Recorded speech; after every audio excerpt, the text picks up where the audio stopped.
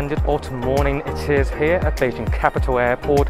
Surely an ideal day to fly on board China's Air Force One in first class to Guangzhou. First stop of the day is Area A at the right hand side of Terminal 3, also the largest hub for Air China. The encircled counters over here are designated as premium check-in area, admitting only international premium passengers, Air China Platinum member and first class passenger traveling to Shanghai and Hangzhou. Upon entering the well-guarded perimeter, I found myself inside an unattended seating area designated for passengers to sort their luggage up before passing through the security. And of course, a private security entrance for Air China's VIP at its home base.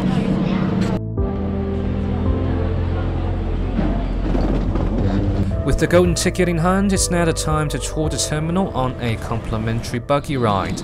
Though technically speaking, only Air China's Gold and Platinum member qualifies for the buggy, but at the end of the day, a real first-class ticket puts you above any kind of status-packed flying in coach. Now behind me here is our protagonist of the day, a 25 years old Boeing 747-400, the former Air Force One of China. If you're any passenger flying through Beijing Capital Airport, you get the privilege of using this karaoke bar, but today, this is not where I'm going.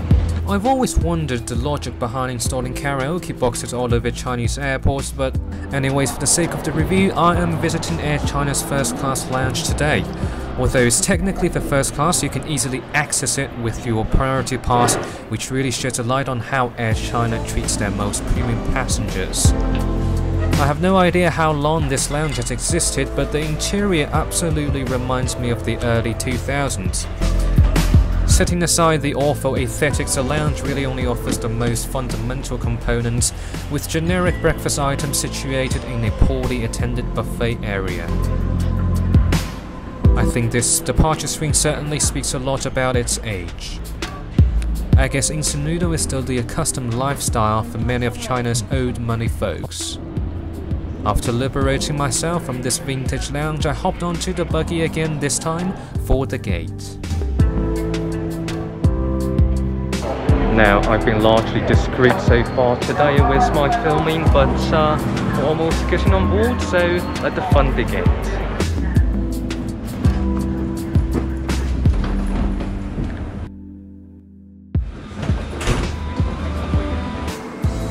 Here we go, arriving at my throne of the day, 1A on the left side of the aircraft.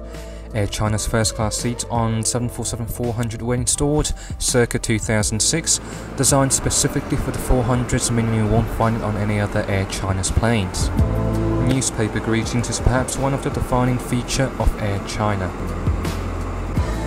Unlike the majority, the first class cabin is located between door 1 and door 2, featuring a total of 10 seats spread across 3 rows. The cabin is in a 1-2-1 configuration with window seats misaligned with the center for additional privacy. As a former Air Force One, the interior of the aircraft is conscientiously decorated with a variety of paintings from the cabin to the galley, while the nose section is occupied by business class passengers. Join our frequent flyer program. Now that we're almost ready to take off, please make sure that your trays level upward away. Your seat should now be in the upright position. Your seatbelt must tilt and your seat shades upward away.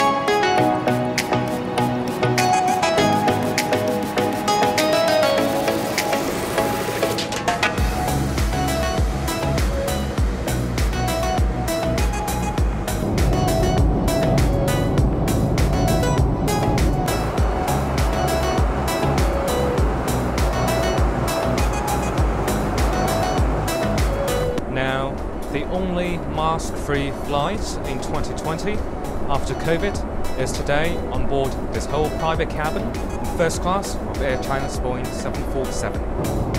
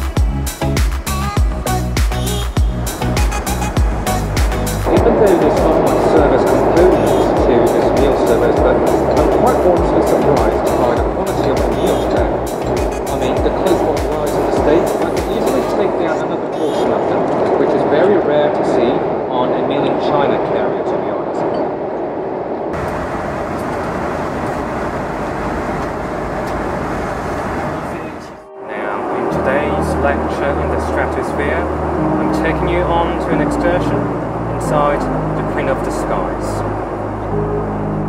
So the first class seats on this Boeing 747-400 aircraft was first developed circa 2009 and it was installed back at then as well. There are some, I think, very cutting edge functions of this seat, even though it was developed at over decades or even 2 decades ago now. One of my favorite functions is absolutely the swirling effect.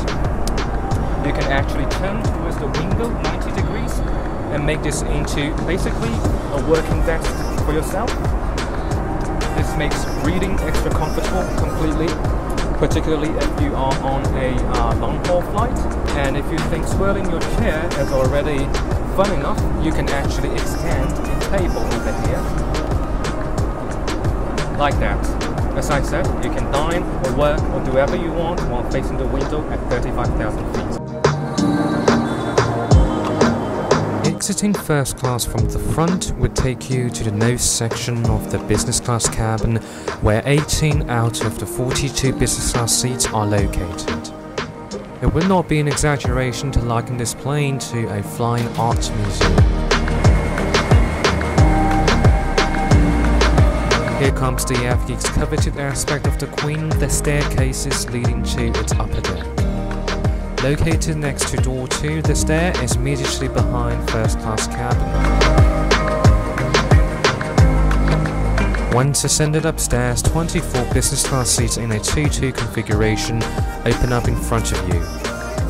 These seats goes down to about 160 to 70 degrees, but not full flat, perfectly alright for a domestic flight, but very undesirable indeed on a long haul flight.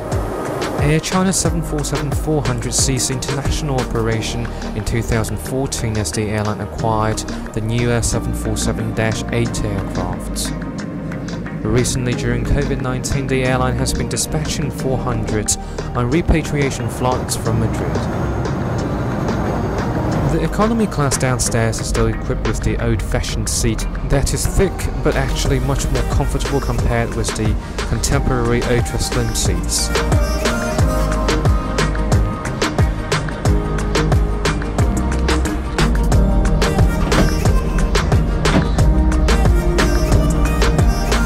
The 1,165 miles between Beijing and Guangzhou are conquered in less than 3 hours by the Queen.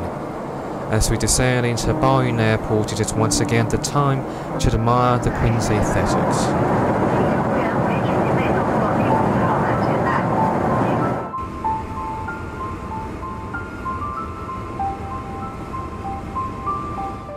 While Air China's 747-400 aircraft may not be one of the fanciest Queen in the world, its legacy as the country's Air Force One and the special missions it has operated certainly makes this aircraft, Bravo 2447, a coveted aviation museum for any athletes.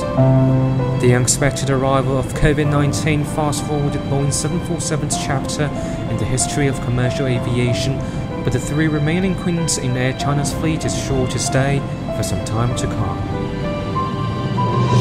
It has been an honor to witness the history with you all today, and please follow me on Instagram for aviation photography and live travel stories from an 18-year-old frequent flyer.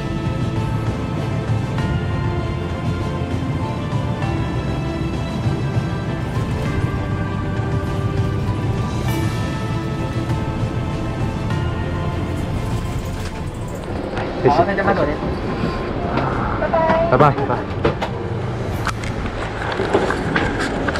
Now, 3 hours is all I can get to spend with the Queen, but that still makes this one of the most exciting flights of 2020. It's been a pleasure, and I can't wait for our next departure.